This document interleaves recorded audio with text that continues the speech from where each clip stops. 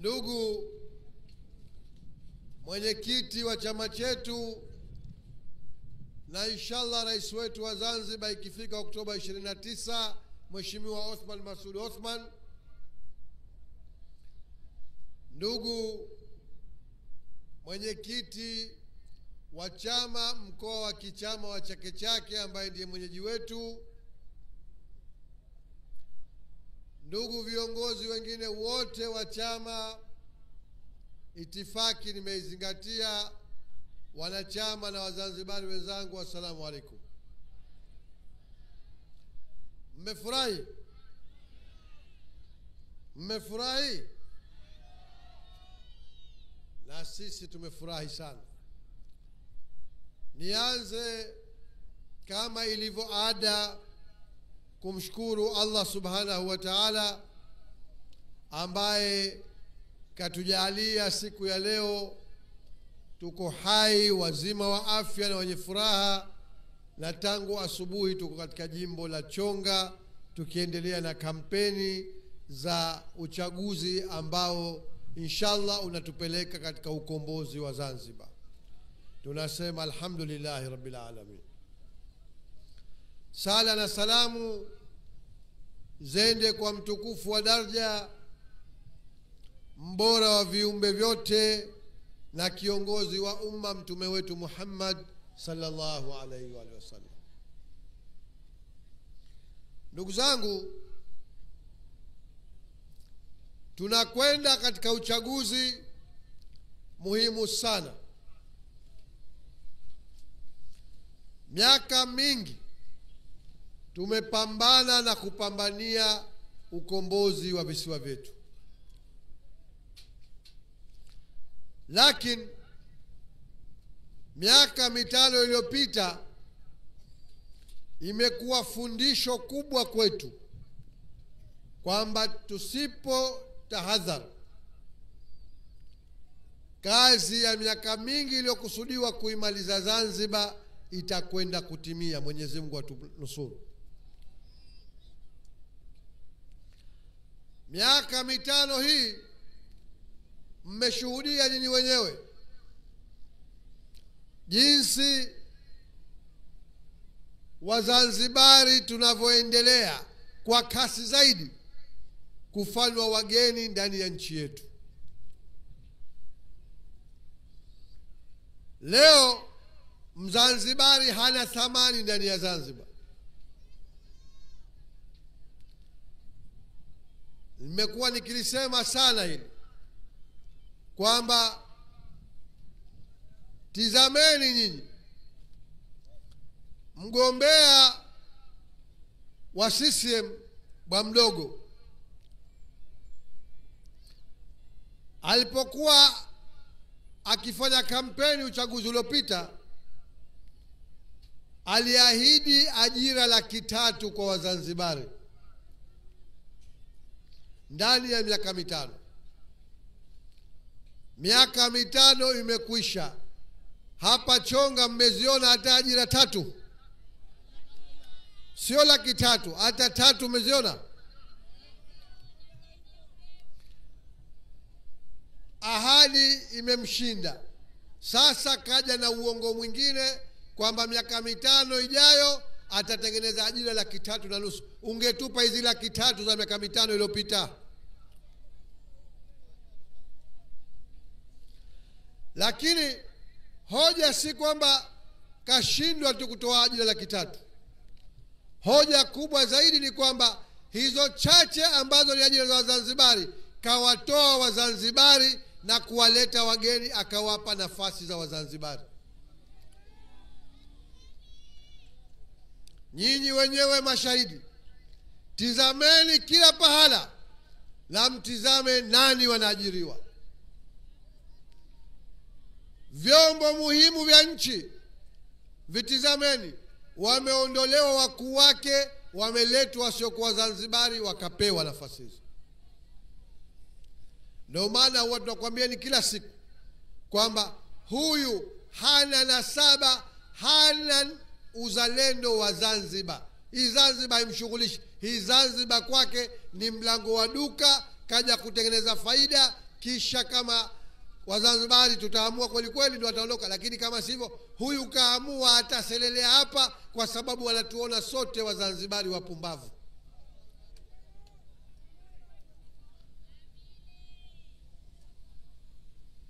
Ndugu zangu, hilo la kwanza. Lakini la pili nilolimalizia, miaka mitano hii imeshuhudia ufisadi wa kutisha. Nchi hii si maskini ndugu zangu, na kama palitakikana ushahidi, miaka mitano hii imetosha kuwa ushahidi, kwa sababu ndani ya miaka mitano hii upigaji wa pesa za maskini wa Zanzibar walipa kodi haujapata kutokea.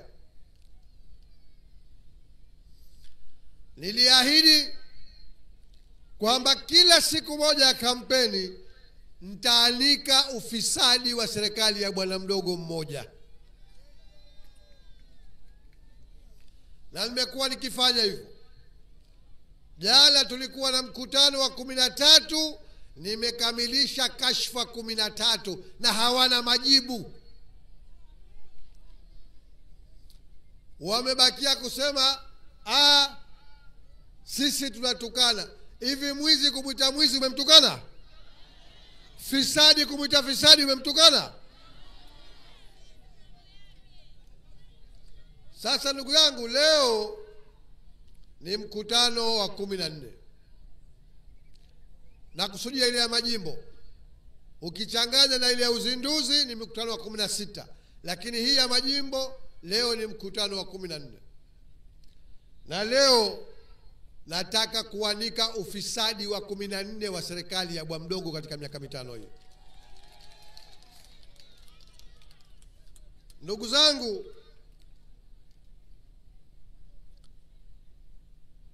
tulipoamua kuingia katika serikali ya umoja wa kitaifa,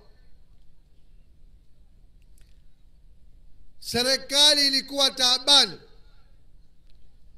na nikwambieni siri, yeye bwana mdogo baada tu ya Maalim Seif, Mwenyezi Mungu amlaze pema, kukubali kuingia katika serikali, akamuomba asaidie kupitia njia zake na watu wake ili kupata msaada wa kuanzia. Na marehemu Maalim hakukasir, akafanya kazi, na mmoja katika vijana wake aliyofanya kazi kubwa ni Zito Kabwe. Mnakumbuka 2021 ilikuwa dunia imegubikwa na balaa lile la maradhi yale ya COVID-19, corona, si tunakumbuka? Shirika la fedha duniani IMF wakatenga fedha kuzisaidia nchi ambazo zimeathirika, ikiwa utaweza kujenga hoja, lakini kuzipata na kuzifikia lazima uwe una njia unazijua. ACT Wazalendo kupitia Zito Kabwe tukafanya kazi, na ndio maana hatimaye Tanzania ikapewa mkopo wa dola milioni 1000, dola bilioni 1. Na kwa sababu ya mchango wa ACT Wazalendo na kuwepo kwetu ndani ya serikali ya Zanzibar baada ya Maalim kukubali juu ya madhila yote kurudi serikalini, fedha zile zilipokuja, kwa sababu ya kutambua mchango mkubwa wa Zanzibar na ACT Wazalendo, zikatoka dola milioni 100. Katika dola bilioni 1, dola milioni 100 sawa sawa na shilingi bilioni 240 kwa wakati ule, zikatolewa zikapewa Zanzibar kwa kazi iliyofanywa na ACT Wazalendo. Lakini nini kilichotokezea? Watu wakaona hapa ndipo pa kupiga. Zimepigwa katika maeneo mengi, tutayataja mengine tumeshataja na mengine tuendelea kuyataja, lakini leo nitaka nikupeni ujambazi uliofanyika, ufisadi uliofanyika katika shirika la umeme la Zanzibar ZECO. Kuona ni kama vile pesa zimeonekana labda kama pesa za mlevi huliwa na mgema, au sio? Kwamba hazina mwenyewe. Watu wakajipangia mambo yalokuwepo na yasokuwepo, zikapigwa pesa ambazo lengo lake hasa lilikuwa ni kuwasaidia ninyi wananchi mlioathirika kiuchumi na korona. Zimepigwa katika wizara mbalimbali, lakini katika shirika la umeme ZECO, katika fungu lilopelekwa bilioni 11.4, bilioni 11.4 zilitumiwa bila idhini ya bodi ya shirika la umeme.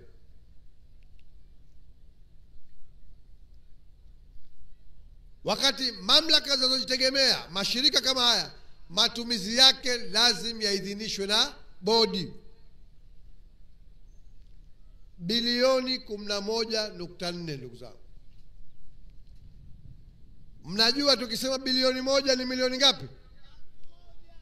Kila bilioni moja ni milioni 1000. Kwa hivyo bilioni 11.4 ni bilioni 11,400 zimetumiwa bila ya idhini ya bodi. Na katika hayo matumizi, moja iliambiwa ati kununua nguzo za umeme kutoka kampuni inaitwa Vuka Timbers, na tenda zote hizi huwa hazitolewi kwa Wazanzibari. Kama nilivyowaambia, huyu bwa mdogo hana imani na Wazanzibari wala wafanya biashara ya Kizanzibari. Ndio maana hakuna alonufaika. Mtaambiwa maghorofa yanayojenga wanajua wao, wanachopata ndani yake ndio upigaji kama huu, kuwalaghai watu. Nguzo hizi za umeme kutoka kampuni ya Vuka Timbers ziliagiziwa kwa thamani ya dola milioni 1.25, dola za Kimarekani milioni 1.25. Ndugu zangu, dola milioni 1.25 takriban ni sawa sawa na shilingi bilioni 3.3 kwa uchache. Na hapa na warejesha tena, kila bilioni moja ni milioni ngapi? 1000. Kwa hivyo bilioni 3.3, dola milioni 1.25 ni takriban shilingi milioni 3,300. Kilichofanyika ni zimepigwa mpaka mkaguzi anakwenda kufanya ukaguzi, hakuna nguzo za umeme zilizopelekwa ZECO. Watu wamepiga, wametia mfukoni. Na kuna jambo moja ambalo linafanyika siku zote kuonesha kwamba watu wana malengo yao. Ripoti zote ukizisoma, mikataba inapokuwa katika rasimu inapelekwa katika ofisi ya mwanasheria mkuu, mwanasheria mkuu anatoa maelekezo, yakifika katika mamlaka hayatekelezwi maelekezo ya mwanasheria mkuu. Unajiuliza kwamba jeuri hii ya kutofuata maelekezo ya mwanasheria mkuu inatoka wapi kama haitoki kwa wenye mamlaka ya juu kabisa? Na hili ndugu zangu, hili limeendelea mpaka kipindi hicho. Karibuni hapo hapo shirika la umeme, kwanza tulipandishiwa kodi kimya kimya, kukaongezeka bei ya umeme bila wenyewe kutangaziwa. Kuna tozo au kodi inaitwa kodi ya miundombinu, infrastructure fees, iliongezwa mara 3 Na sisi bila kujua, sababu hatutangaziwi. Unapokwenda kununua umeme unajishtukizia tu, pesa uliokuwa ukitoa mwanzo unapata umeme kidogo zaidi kuliko uliokuwa ukitoa mwaka jana au mwaka juzi. Watu wanatia mfukoni. Lakini si hilo tu, mpaka shirika la umeme viongozi wenyewe na wao pia wanapigwa juu yao. Karibuni kulitoka zabuni ya kununua mita hizi mnazofungiwa wananchi majumbani, mita za umeme. Wakatoka wazabuni watatu, na wote wametoka nyumba kubwa. Shirika la umeme wameambiwa tu hao ndio wakufanya kazi. Lakini miongoni mwa hao watatu akapewa yule aliyotoa bei iliyokuwa ndogo, ikapigwa simu kuambiwa kwa nini mmempa huyo.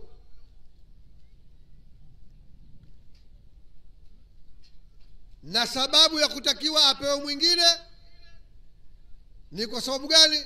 Anaambiwa atachangia fedha za kampeni za CCM. Kilichotokezea ni ndugu zangu, bei ya mita imeongezeka mara 2 kwako wewe mtumiaji. Leo mwananchi maskini wa Zanzibar analipishwa mita ya umeme na kwenda kufungiwa mara 2 ya bei yake halisi, kwa sababu watu wanataka kutia chao mfukoni. Hakuna tuliposalimika. Unatumia fedha bila idhini ya bodi bilioni 11.4, unaagiza nguzo kwa dola milioni 1.25. Hakuna hesabu, hakuna kalamu, hakuna kuuliza, na ukiuliza we umekwisha. Ndio maana mkaona mwaka huu bwana mdogo aliyekuja na tambo nyingi, tena akawatukana sana watangulizi wake, kama mnakumbuka. Kazitafuteni hotuba za bwana mdogo za miezi 3 ya mwanzo, alivyokuwa akisakama alomtangulia kwamba alikuwa wezi na mafisadi. Yeye kaja kukomesha, lakini yeye leo mwaka huu kafika pahala kukataza ripoti ya mkaguzi na mdhibiti mkuu wa hesabu za serikali isisomwe hadharani, kwa sababu madudu yasianikwe. Madudu wa Zanzibar wanajua, na sisi tutayaanika, na tukijaliwa Oktoba 29 tutakufutia adhabu. Tunakupa adhabu kwa kukufungisha virago, urudi ulikotoka, utuachie nchi yetu. Haiwezekani ndugu zangu. Kila unapopagusa ni mabilioni yanayopigwa. Leo ikiwa kwenye mashirika yanayotoa huduma muhimu za kijamii, umeme, maji, afya, elimu, kunapigwa, pamebakia wapi? Halafu huyu na wapambe wake leo wanahoji kwamba tumetangaza kima cha chini milioni 1 hatuwezi kukilipa. Hukiwezi wewe kwa serikali yako kifisadi, anakuja kukitekeleza Rais Othman Masoud inshallah. Haya mabilioni tunayokutangazieni kila siku, kweli hatuwezi kulipa mshahara milioni 1 kima cha chini hapa? Kweli hatuwezi kubadilisha maisha ya watu wetu hapa? Kweli wafanyakazi hawawezi kulipwa haki zao na marupurupu yao mengine? Yapo mengi ndugu zangu, na tutayatangaza hatua kwa hatua. Nikwambieni, ili sasa nimwite rais, tegeni sikio tukijaliwa. Tegeni sikio, tarehe 8 Oktoba inshallah, siku 6 kutokea leo. Tegeni sikio, tunakwenda kuizindua rasmi sasa ilani nzima ya uchaguzi ya chama cha ACT Wazalendo. Ilani hiyo ndio itakwenda kuonesheni vipi Rais Othman Masoud anakwenda kubadilisha maisha yetu. Ndugu zangu, hatuwezi kutawaliwa na ufisadi huu. Miaka 5 imetosha. Leo kuna mtu ambaye nyumba yake hainuki uvundo wa njaa hapa? Nani anamiliki chakula milo 3 kwa siku hapa? Kila mtu taabani. Lakini wao juu huko, wao na marafiki zao na masahibu zao na wakwe na mashabiki zao wanaishi maisha ya fahari na anasa, huku wakiwakandamiza wananchi, wakiwapiga mapesa yao mabilioni, kwa sababu hizi pesa zinazopigwa ndugu zangu ni kodi zetu.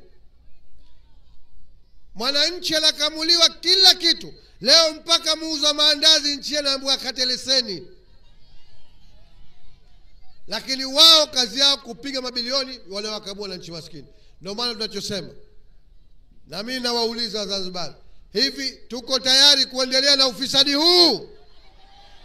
Wananchi wa Chonga, mko tayari kuendelea na ufisadi huu? Wale ambao wanataka kuendelea na ufisadi huu na watampa kura bwa mdogo, hebu naomba mkono juu. Hawapo? Hawapo Chonga? Wale ambao wamechoka na ufisadi huu, na tarehe 29 Oktoba wanakwenda kumchagua mwanakinda kindaki wa Zanzibar, Othman Masoud, kuiongoza Zanzibar, mkono juu. Mkono juu. Mkono juu. Tumempokea Mheshimiwa Othman. Tutamchagua.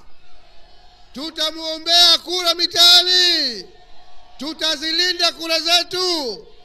Na hapa niwaambie, tume na vitimbi vyao vyote, leo hakuna muda, lakini yote mnayoyapika tunajua. Tunakwambieni mwaka huu vitimbi vyenu vyote tutapambana navyo, na chaguo la wananchi likisimama hamthubutu kumtangaza ashinda. Hamtathubutu kumtangaza. Na tunajua ati jimbo la Chonga wanalimezea mate. Mtawachia nyie Chonga? Mtawachia? Ambao hawako tayari kuachia, mkono juu. Asante za DJ, niletee rais wa Zanzibar anayekuja, Mheshimiwa Othman Masoud, aje azungumze na wananchi wa Chonga. DJ. Sote kwa umoja wetu, kura zetu zote tumpe Omo wetu. Tushikamane sote kwa umoja wetu, kura zetu zote tumpe Omo wetu. Na majimbo yote usindini wetu, mara hii CCM hawapati kitu. Na majimbo yote usindini wetu, mara hii CCM hawapati kitu. Mwaka ndo huu, mwaka ndo huu, mwaka ndo huu, ewe mwana kwetu, wakuinusuru, wakuinusuru, wakuinusuru Zanzibari yetu. Mwaka ndo huu, mwaka ndo huu, mwaka ndo huu, ewe mwana kwetu, wakuinusuru, wakuinusuru.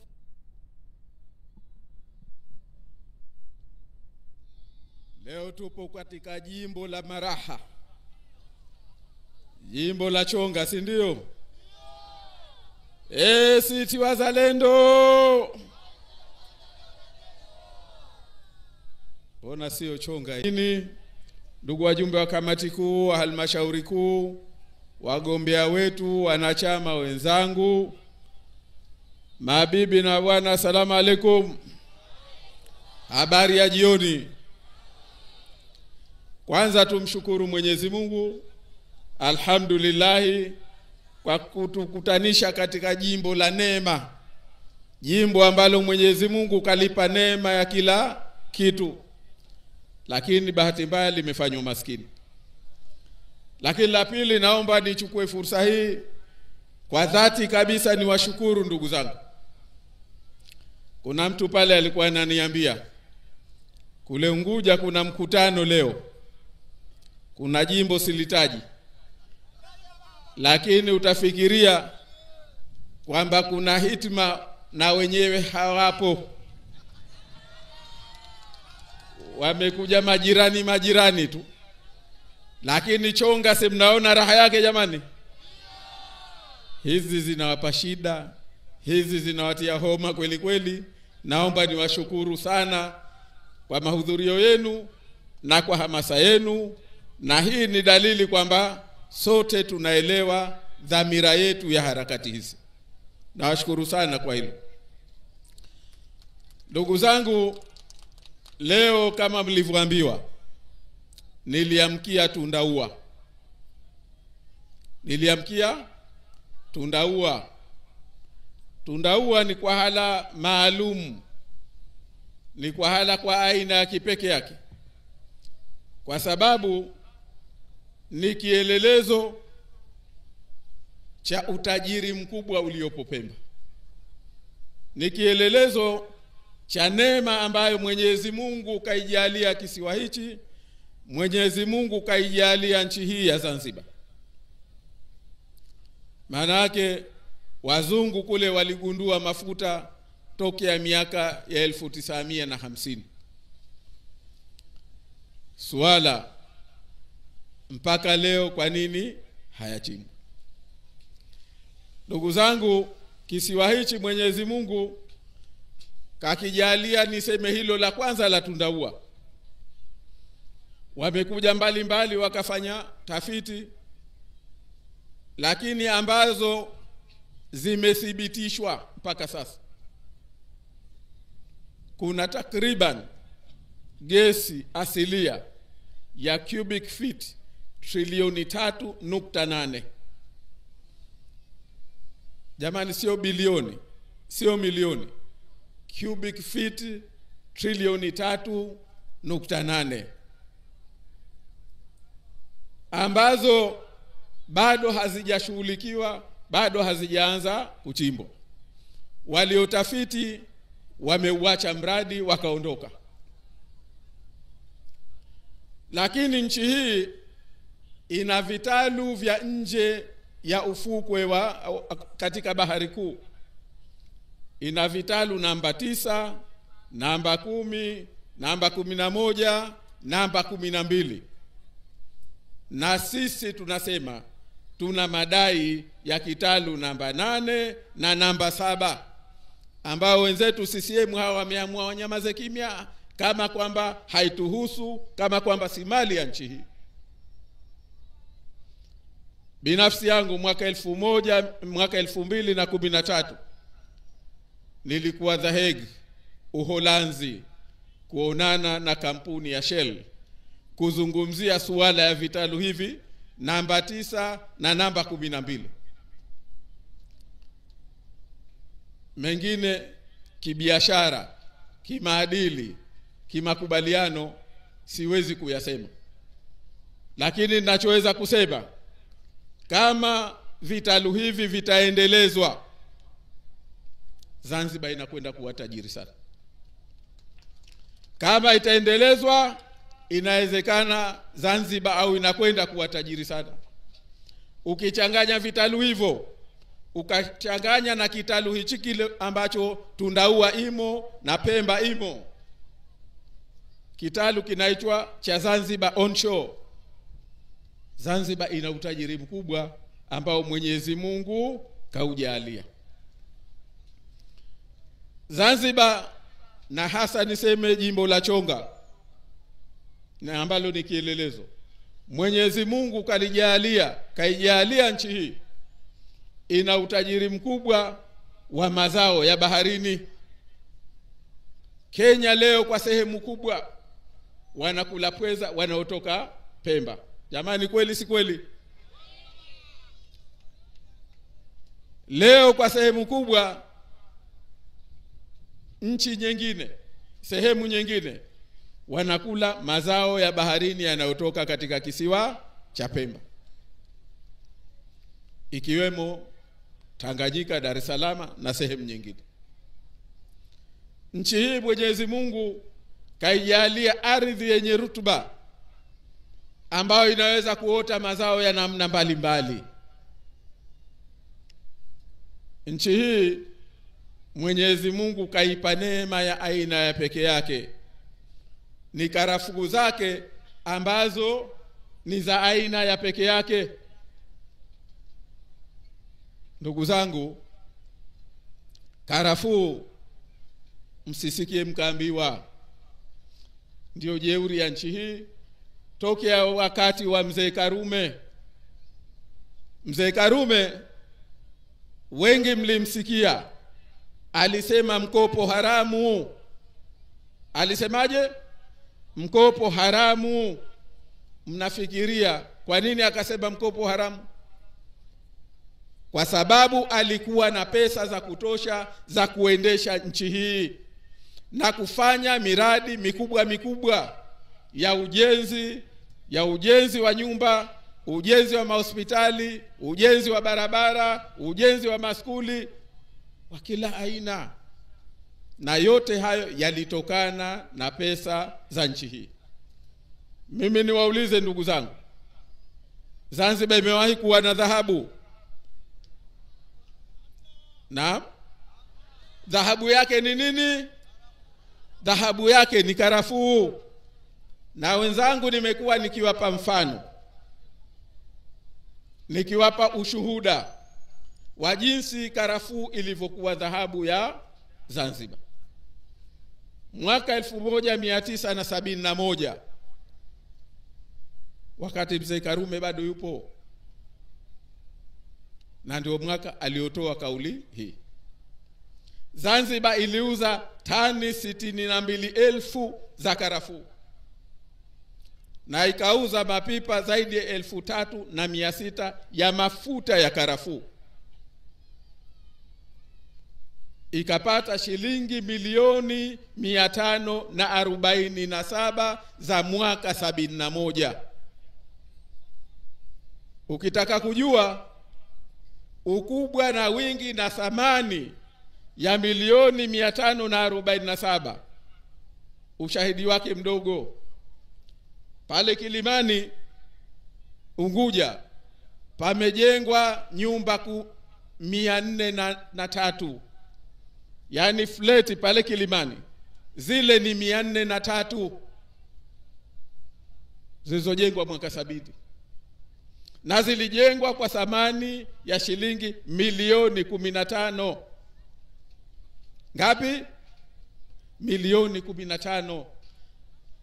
Sasa hiyo inatosha kukwambia milioni 547 zilikuwa pesa nyingi kiasi gani, ingeweza nchi hii ikafanya miradi ya kiasi gani.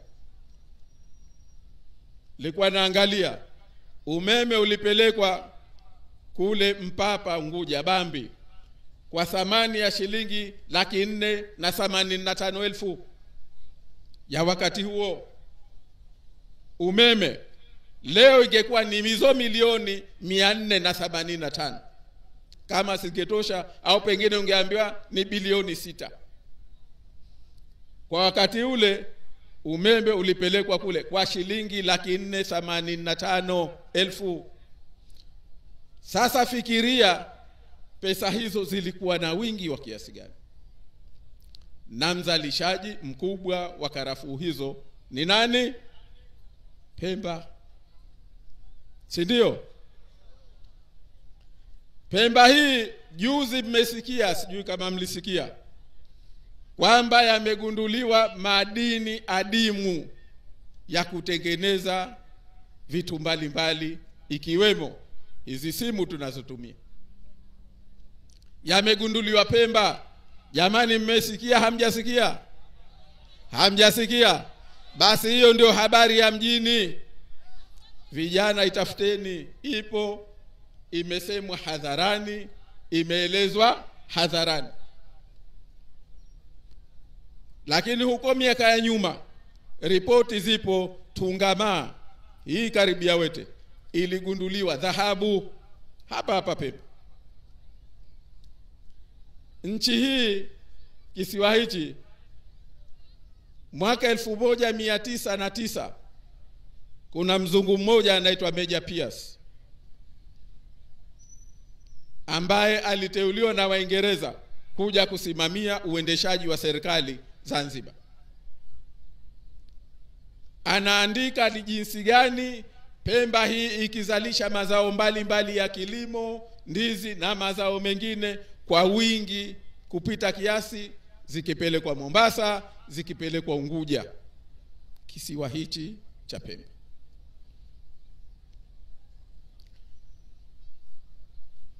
Na neema nyingine nyingi. Mimi sasa niwaulize ndugu zangu, sisi leo hali zetu za maisha zinafanana na utajiri huu ambayo Mwenyezi Mungu katupa? Tunafanana? Mnadhani ni kwa sababu gani?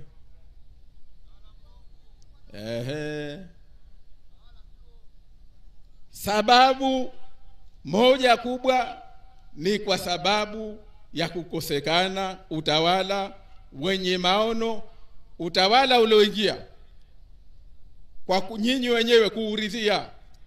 Mimi waulize, mwakilishi wa jimbo la Chonga 2020 mlimchagua? Semeni wana wa Chonga, mnaona haya jamani? Mwakilishi wa Chonga 2020 mlimchagua? Mbunge wa Chonga mlimchagua?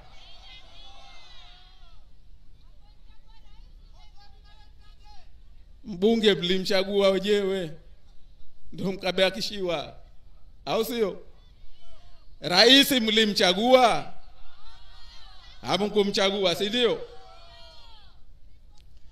Sasa mimi niwaulize leo, ndugu zangu, unapokuwa na nchi ambayo inapata viongozi wake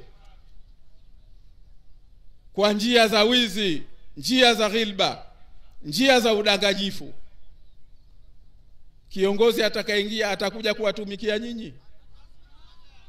Hawezi kuwatumikia. Huo ndio ukweli. Lakini tuchukulie tu, wengi wetu Waislamu, unapataje kiongozi ambaye kaingia kwenye madaraka kwa njia za wizi, kwa njia za ghilba, halafu nchi hiyo mkapata baraka ya Mwenyezi Mungu? Baraka haiwezi kuingia. Ni kweli si kweli? Leo ndugu zangu, tumefika pahala njia peke yake iliyobakia wenzetu wanaoipanga asubuhi na mchana ni kuiba uchaguzi, kufanya ghilba katika uchaguzi, ili mradi waingie katika serikali. Leo tumefikishwa pahala mwananchi tumetekwa nyara katika nchi yetu. Nchi imetekwa nyara na sisi wenyewe tumetekwa nyara. Tumefanywa watumwa katika nchi yetu. Sasa leo walioingia kwa njia hiyo, hawa hakuingia kwa ajili ya nchi, wala hawakuingia kwa nia ya mwananchi.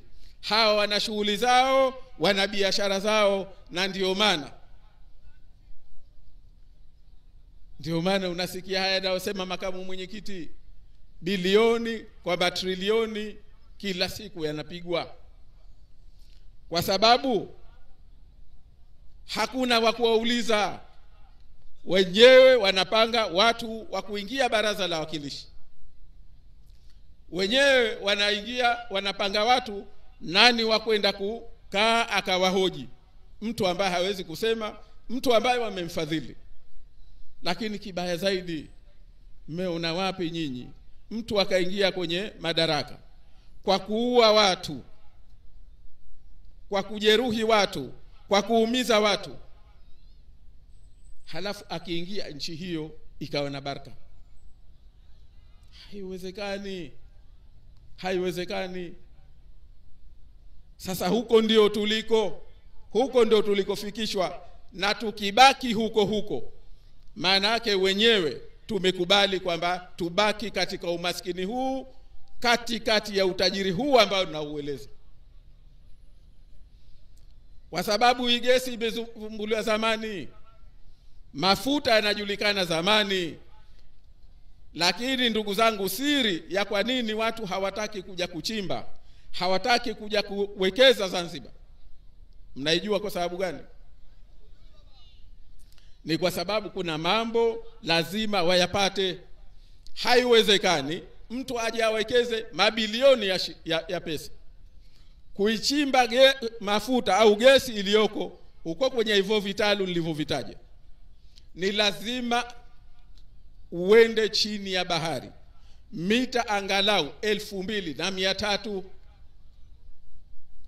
Tumefahamiana? Yaani uende chini ndani ya bahari kilomita karibu 2 ndio ukutane na hiyo ardhi ya baharini ndio uanze kuchimba. Sasa hiyo kwanza, si kila mtu ana teknolojia hiyo, si kila mtu ana utajiri huo. Na wanaotaka kuwekeza wenye utajiri huo, wakiwemo hao Shell, sharti lao lazima wawe na uhakika kama vitalu hivi kikatiba, kisheria ni vya Zanzibar. Yeyote anayekuja kuwekeza katika sekta ya mafuta, la mwanzo analotaka ni uhakika kwamba hapatokuwa na ugomvi. Hiyo ni katika kanuni zao duniani.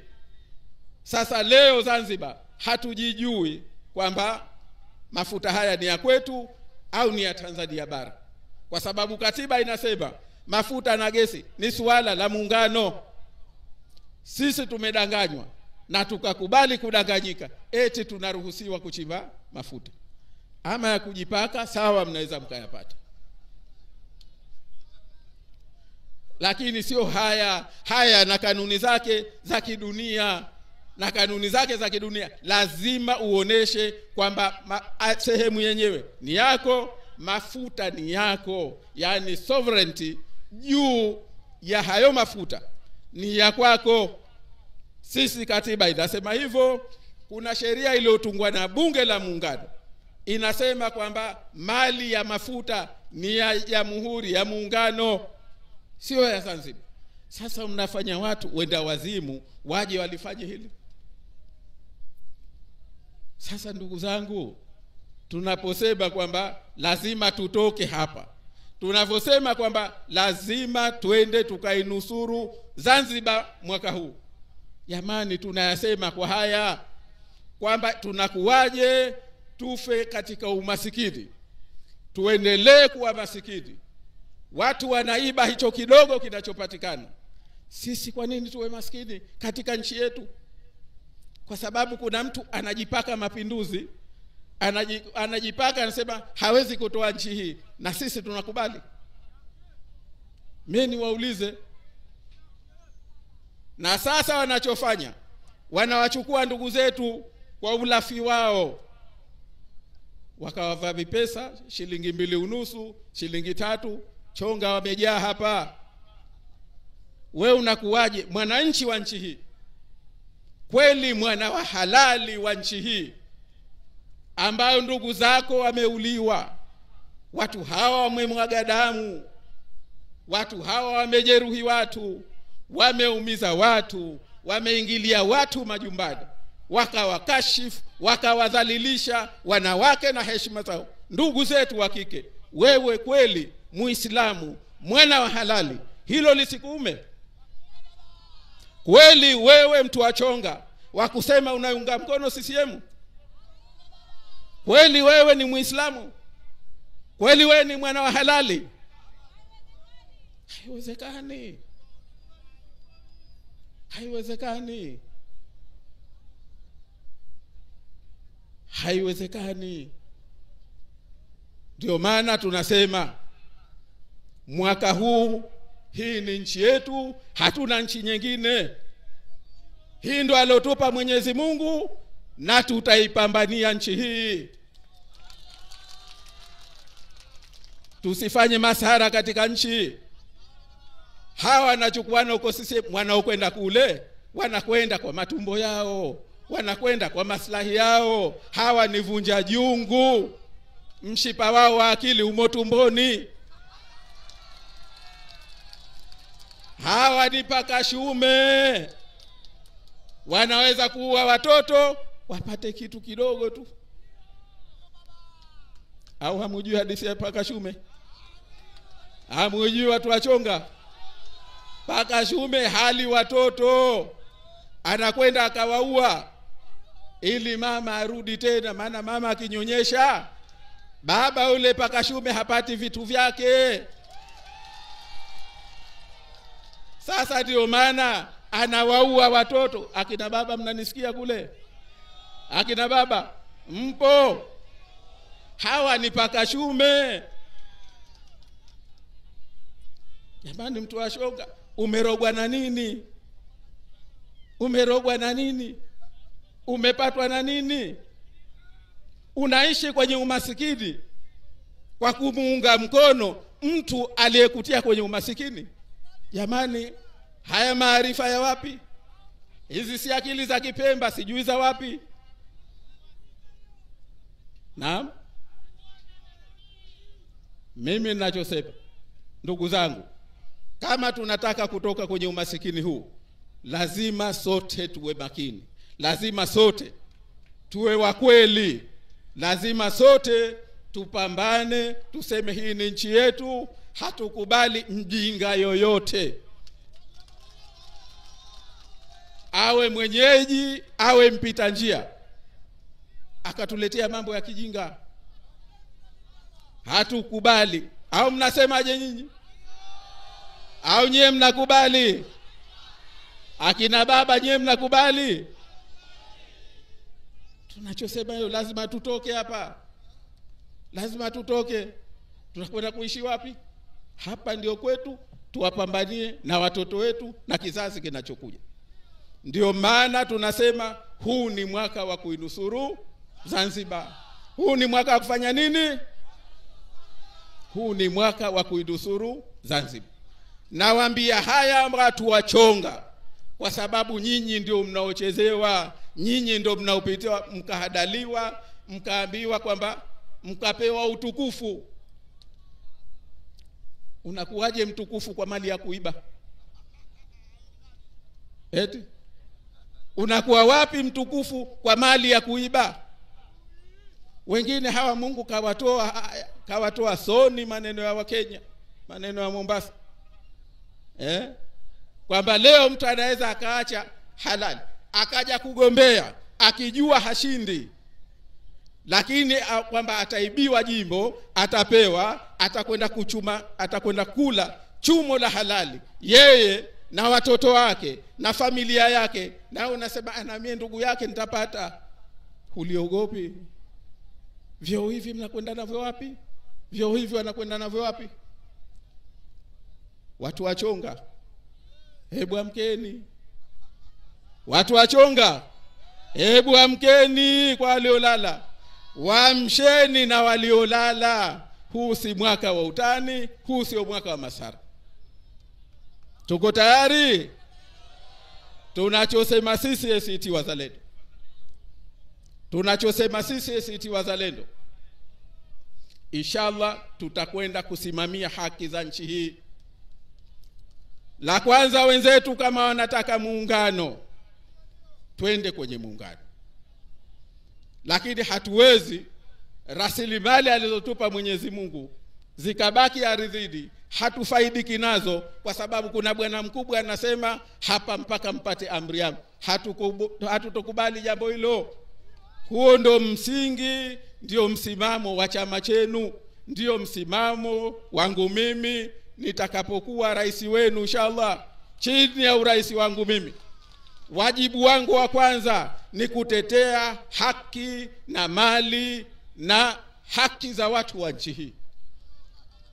Na katika hilo wanasema Waswahili, kama hukushiba kuli wako ushibi kurambu wako. Umri huu naenda kutafuta nini zaidi ya kutoa umri wangu kuwa ni sadaka yangu, kutumikia nchi yangu, kutumikia ndugu zangu, tukatoka katika umaskini huu. Kuna mtu ana wasiwasi na Uthman Masudi? Kuna mtu ana wasiwasi na Uthman Masudi? Akina baba, kuna mtu ana wasiwasi na mimi kwamba kazi hiyo siwezi? Ndio ahadi yangu, na hii iwe ahadi yetu sote. Hii iwe ni ahadi yetu sote. Tunakubaliana katika hilo? Lazima tukadai haki ya nchi hii katika rasilimali zake. Lazima tukawarejeshe wananchi nchi yao. Nchi hii sasa hivi imetekwa nyara. Nchi hii sasa hivi imetekwa nyara. Nchi hii imetekwa nyara. Imetekwa nyara kwa watu kujiweka kwa nguvu. wameshakusanya kila siku, kinaongezwa kikosi hichi, kinaongeza kikosi hichi, watu wameshakataa. Sisi nataka mlete majeshi kutoka Libya, mlete kutoka Afghanistani, mlete kutoka Somali, mlete kutoka wapi. Lakini mwaka huu Wazanzibari wameamua. Hao mna wasiwasi? Mna wasiwasi? Tuko pamoja. Tunakwenda kuwarudishia wananchi nchi yenu, ufalme wenu katika nchi hii. Muamue nani mnamtaka waongozi. Muamue adapowakorofisha, nyinyi ndio mumuondoe. Hatuwezi kufanywa jeuri katika nchi yetu. Hatuwezi kufanywa jeuri katika nchi yetu tukabaki masikini. Tunakwenda kumrudishia mwananchi haki ya ardhi yake, afaidike na ardhi aliyompa Mwenyezi Mungu. Ardhi ulioporwa mwananchi, tutaichunguza, tukigundua umeporwa, tutakurejeshea. Ndio ahadi yangu Othman Masudi. Walionyang'anywa mashamba ya mikarafuu, tutawarejeshea mashamba yao ya mikarafuu. Tutakwenda kuwaachia uhuru wananchi, mfanye jasho lenu mlotoa kwa karafuu iwe huru, mfanye na biashara ya karafuu. Mmelima karafuu, mtafanya biashara ya karafuu. Kama unavyokwenda baharini ukavua, ukauza samaki wako, utakwenda utapanda mkarafuu wako, utachuma karafuu yako, utauza karafuu yako. Na hilo tutakwenda kulisimamia. Ndugu zangu, tumefahamiana? Kuna mtu ana wasiwasi na hilo? Au nyinyi hamlitaki? Mnadhani CCM wanaweza kuyatimiza haya? Hawa wameshindwa kudai haki zetu. Hawa walichokijua ni kutuibia asubuhi, mchana, usiku, na sasa wanatafuta wajima katika ndugu zetu. Hawa ndugu zetu waliotiwa katika, wakimbieni sana. Waambie kama ni moto ukufike peke yako. Mimi siwezi kuwa masikini duniani nikawa na maskini akhera. Au vipi? Siwezi kuwa masikini duniani, nishakula umasikini, nishaliwa na mashaka, halafu nakule kwa sababu yako wewe, eti kwa udugu. Mungu anasema hiyo kiyama kila mtu atamkimbia mwanawe na mtoto wake. Na kama una chochote duniani utataka ukiuze ili uepukewe. Sasa mimi kwa sababu ya posho yako ya ubunge au ya uwakilishi, jamani, watu wachonga, tupo, tumefahamiana hivi. Haya mnayakubali? Mwaka huu ni mwaka wa kufanya nini? Wa kuinusuru Zanzibar. Ndugu zangu, ili tukayatekeleze hayo, mimi nahitaji kimoja tu kutoka kwenu, ni kura zenu. Mtanipa kura zenu? Mtanipa kura zenu? Au kuna mtu leo kwa sababu ana ndugu yake CCM atakwenda kuwapa CCM? Anayetaka kwenda kuwapa CCM, hebu atuoneshe mkono. Tukamtafutia hospitali tumpeleke, maana atakuwa mgonjwa. Au vipi? Basi hebu ninyanyueni mkono niwaone mtakaonipa kura. Lakini nawashukuru sana. Lakini ili ndugu zangu haya yatimie,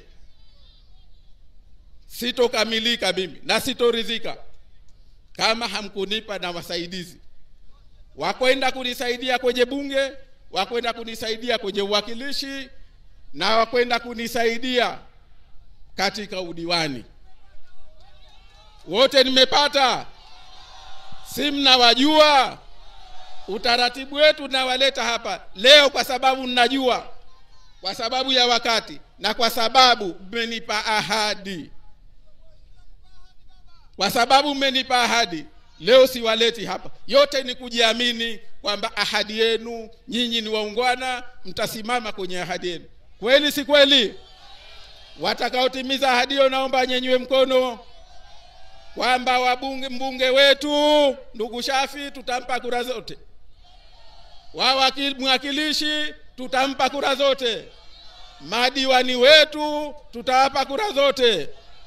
Sawa sawa, tunakubaliana. Ahadi ni deni, mnanidai, lakini kwanza nawadai nyinyi. Tunakubaliana? Asanteni na washukuru sana.